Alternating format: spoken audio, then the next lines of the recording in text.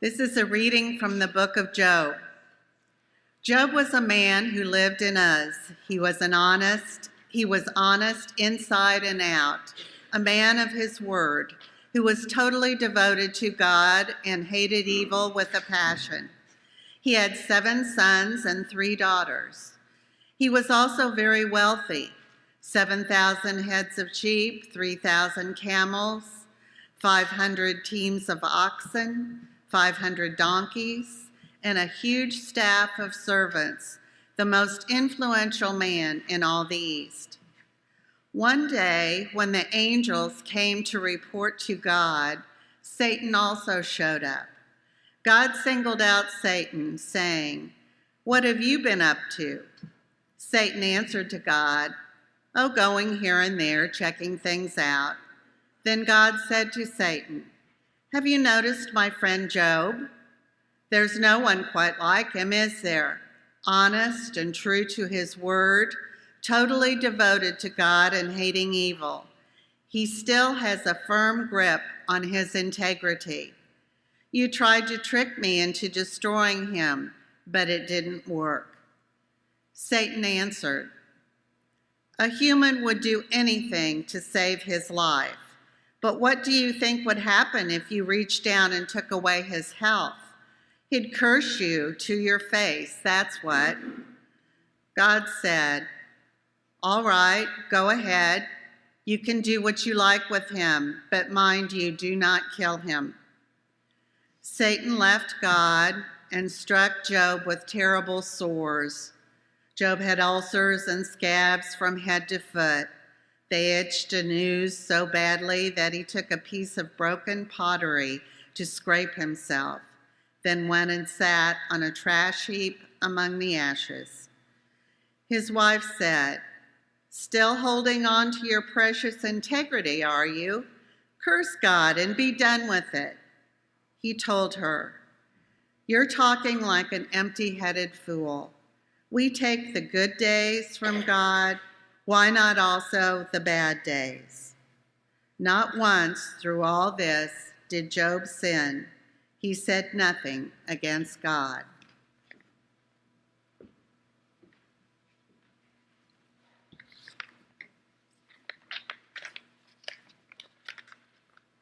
I don't know if I was just excited about getting to sit down with the children and talk with them or what, but I sort of altered some of the typical things that we do in worship, and I'd like to get us back on the right path, if that would be okay.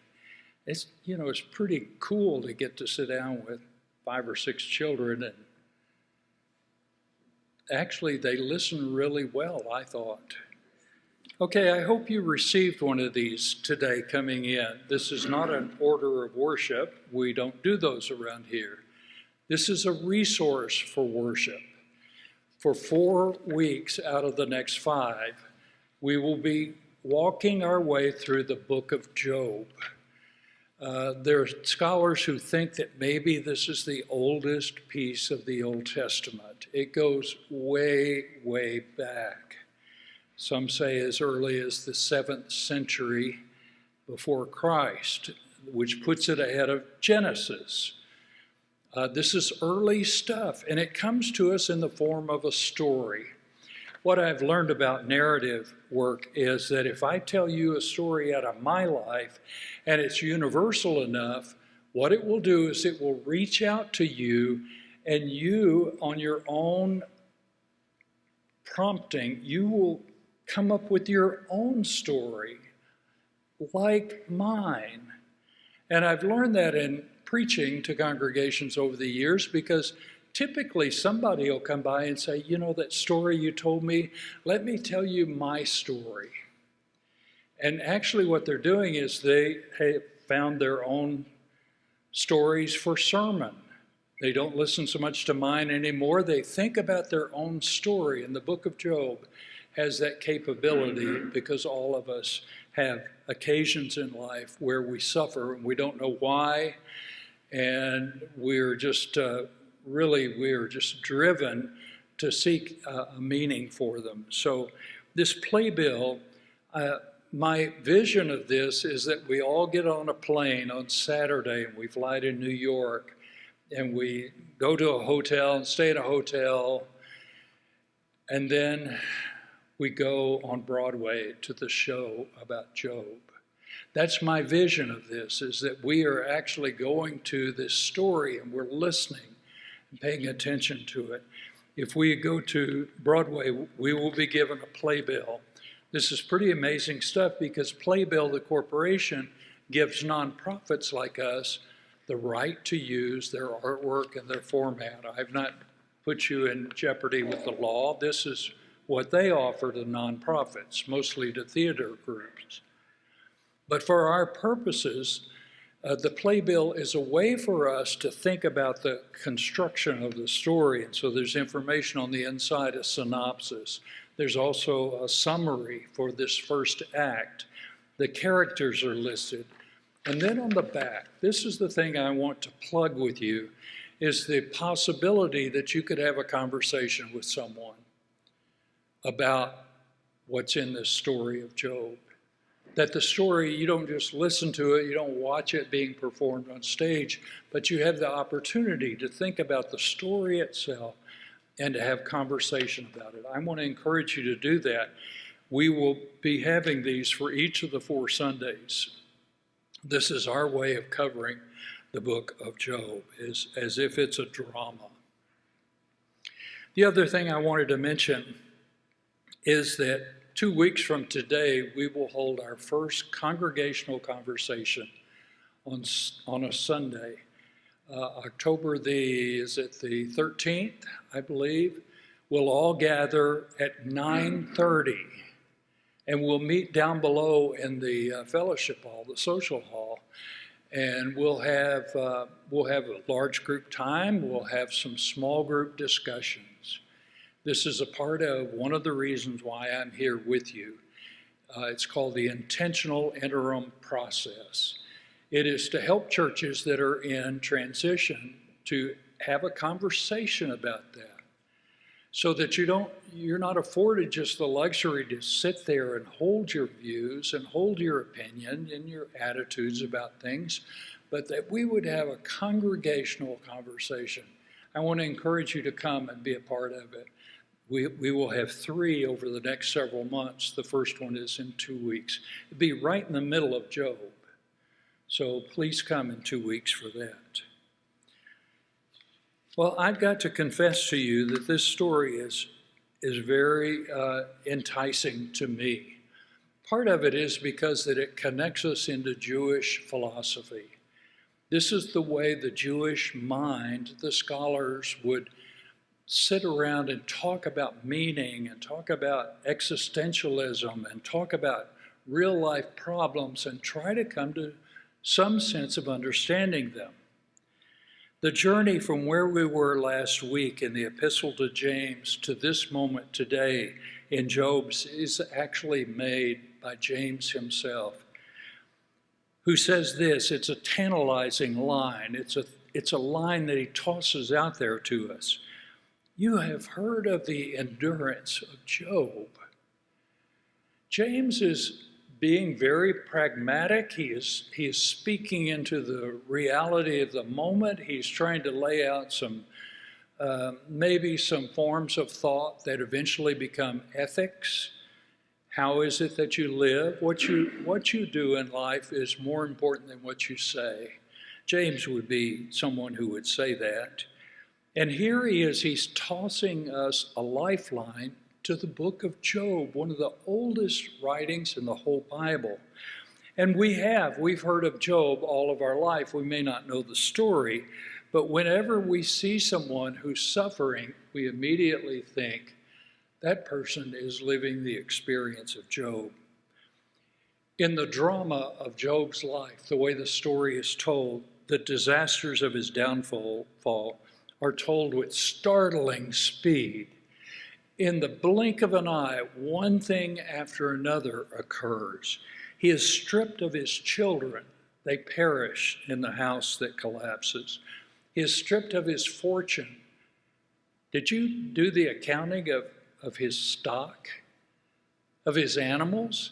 He was a huge character in the Middle Eastern world. All of his possessions, his fortune, all of those are just stripped away. The lives of all of his children are snuffed out by a raging desert wind as it collapses on top of them. I don't know, that sounds a lot like a tornado or a hurricane to me, things that we face in our own lives. All of his sheep and his goats, the visible signs of his vast wealth, they just disappear. They are gone.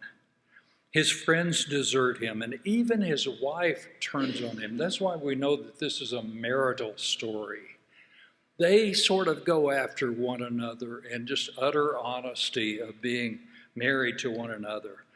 So in essence, he loses everything that helped give his life meaning. One after another, the messengers show up. One after another, they come and they declare the latest thing that goes poorly. And they all bear the despairing news of one another and one tragic loss after another. You know, one of the lines that comes out of the life of Job, and there are several that exist in our culture, one is that for every crime there is a punishment. We say that righteously. For every crime there is a punishment. But in Job's case, we have the punishment, but where is the crime?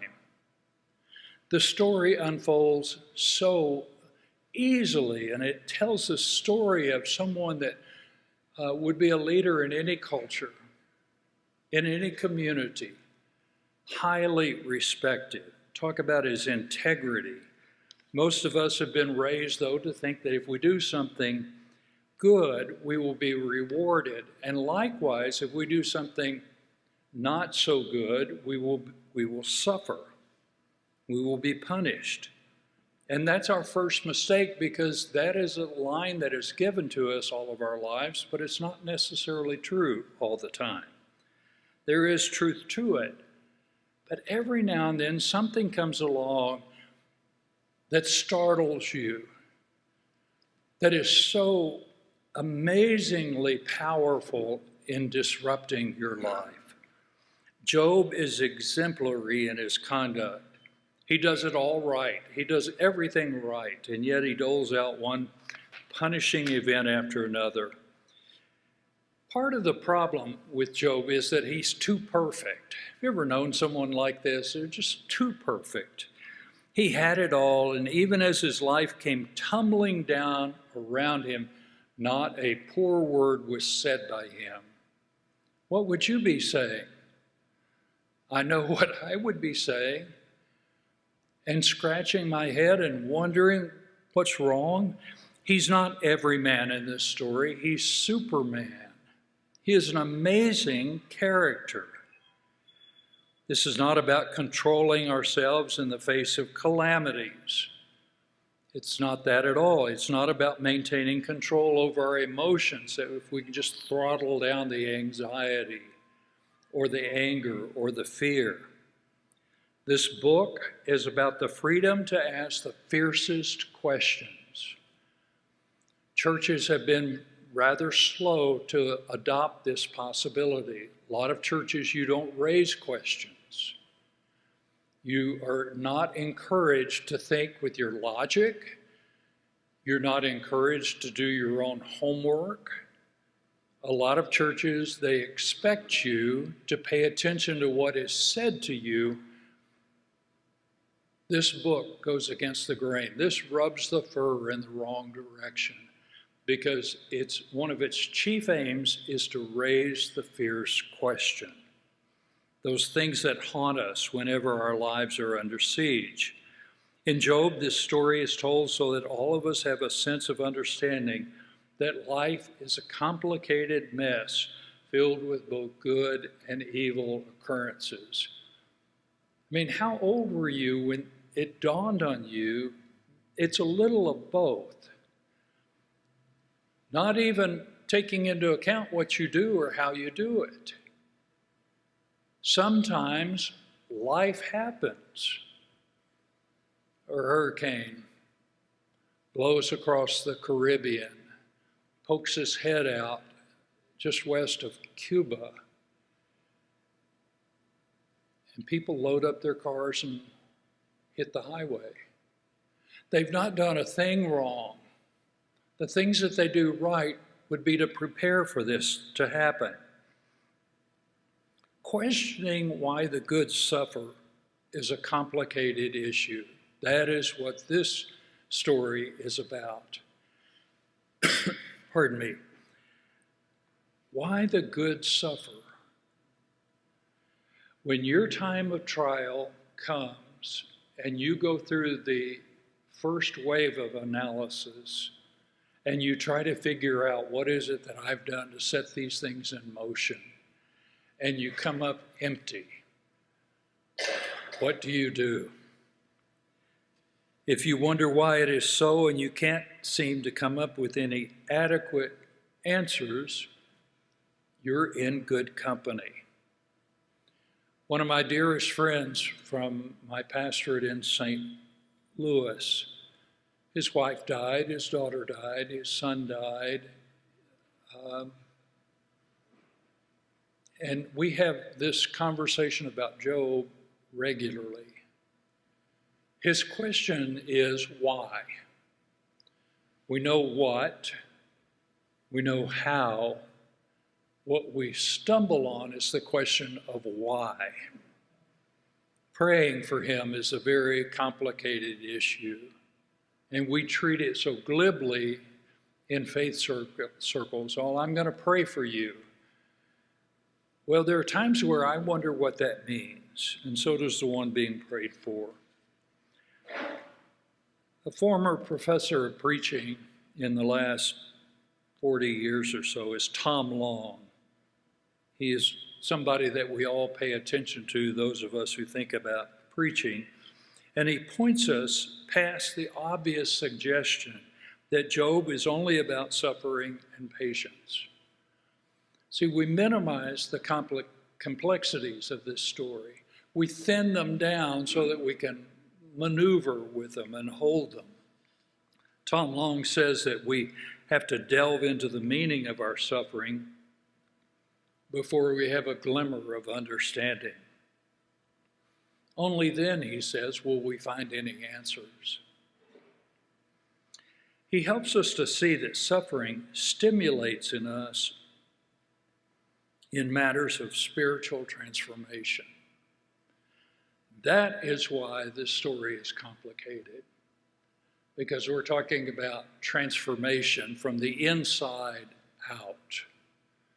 We're not transforming your behavior, we're not transforming your thought waves, but to begin the process of spiritual transformation is a very complicated and arduous path. It is from our struggles with pain in the world that we are allowed to see beyond it so we can grow. The artists in the world have been most successful in thinking about things that we stumble on. Leonard Cohen, he died a few years ago recently, and he's something of a poet, and he's a songwriter, and he's a performer. He's not a great singer, but he sings great material. And here is a poem that he turned into a song that is reflecting deeply on the incongruences of life. Here's what he sang. Ring the bells that still can ring. Forget your perfect offering. There is a crack in everything. That's how the light gets in. It took him about a decade to get that song right. It's one of those where you write a line and you feel good about that, and it's pulled you in a certain direction. But it takes a while for the story of that song to really soak down into the reality of your life. Morris West, the Catholic novelist, paints a picture of the Parousia. The Parousia is the return of Christ to earth. By the way, 2 weeks ago, Christ was scheduled to come back and did not. About every 6 months or so, we get an announced date and it doesn't happen. But Morris West writes about that, and the Christ comes in the Parousia, and he's sitting there and he's holding a Down syndrome child on his knee, and he's serving her the Eucharist, the body and the cup.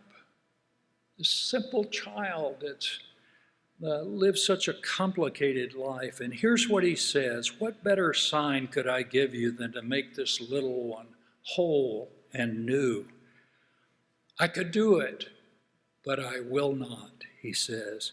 I gave this little mite a gift I denied to all of you, eternal innocence. She will never offend me, as all of you have done. She will never pervert or destroy the works of my Father's hands. She is necessary to you. She will evoke the kindness that will keep you human.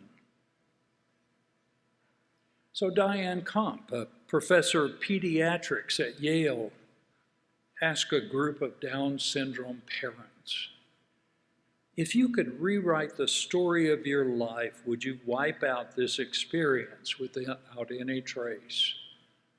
This being the parent of a child with Down syndrome. Although they would all omit the physical suffering of their child, she says, few of them would want to return to their former innocent philosophy of life. She doubts that many of them would have their hard theological questions answered. But at least when you ask the tough questions, you keep the conversation going. And occasionally in the conversation, God interrupts, so to speak, and gets a word or two in edgewise. Thus, on the back page of this playbill is an opportunity to keep the conversation going. This is not a pop quiz. It's not a test of what you know or don't know. It is the possibility that in sharing with one another, you share more of the depths of your own humanity. You seek to know each other and experience the struggle that you have in life together. I want to encourage you to find someone to share with, to sit down with, and to talk about maybe something that has bubbled up in your mind. These questions will stimulate you toward conversation.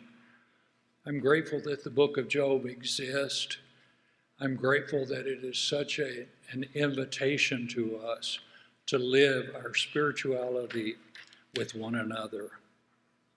Amen.